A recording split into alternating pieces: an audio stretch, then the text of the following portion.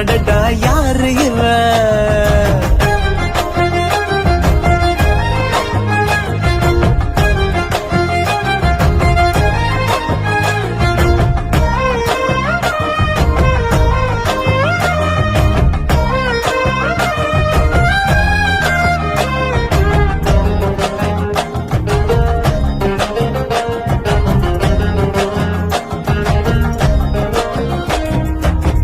நில ஒன்று தரையில் வந்து நடக்குது எதிரில் நின்று எனக்குன்னு பிறந்தவதா என்று